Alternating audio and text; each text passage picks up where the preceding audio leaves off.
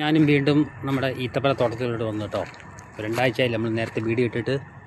നമുക്കിന്ന് ഈത്തപ്പനയൊക്കെ ഏത് നിറത്തിലായി നമുക്ക് നോക്കാം. പഴുത്തിട്ടുണ്ടോ വളഞ്ഞിട്ടുണ്ടോ എന്ന്. ഇതാ നല്ലോണം മഞ്ഞ അടിച്ചിട്ടുണ്ട് കേട്ടില്ലേ.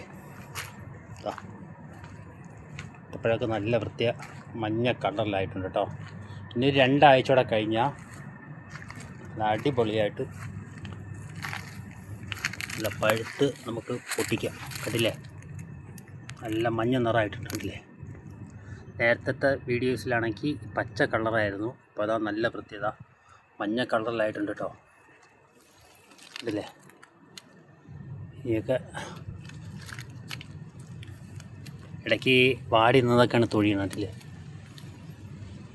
ഇതൊരു തൈയാണ് കേട്ടോ, ചെറിയ തൈയാണ്, കുഞ്ഞു തൈ.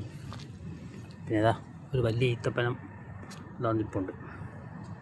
അതിന് വല്ലതാ കൊല കണക്കിൽ നിൽപ്പുണ്ട് കേട്ടില്ലേ.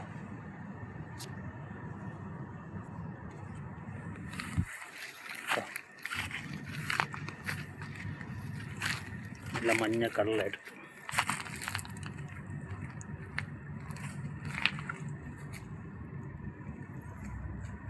വേറെയുണ്ട്, വേറെ കാണിക്കാം.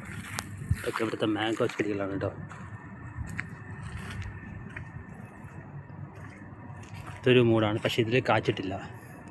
ഇത്തവണ ഇതിൽ കാച്ചിട്ടില്ല. ഇതിൽ കാച്ചിട്ടുണ്ട്, പക്ഷെ അതിലിതാ അതിപ്പുണ്ട് കണ്ടില്ലേ. ഇതിൽ കുറച്ച് ഇപ്പുണ്ട്. പിന്നെ അടുത്ത് വേറൊരു വലിയൊരു ഈത്തപ്പന തോട്ടമാണ്, മരമാണ് കേട്ടോ. അതാ ഇതിൽ ആവശ്യം പോലെ കാച്ചിട്ടുണ്ട് കണ്ടില്ലേ.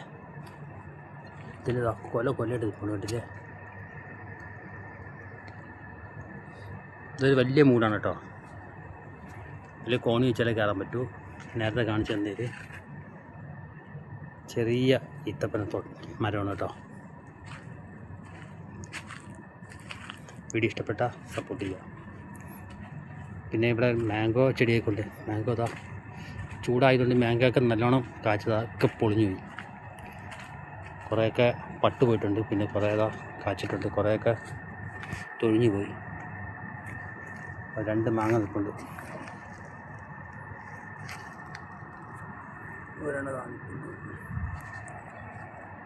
വീഡിയോ ഇഷ്ടപ്പെട്ടാൽ സപ്പോർട്ട് ചെയ്യുക.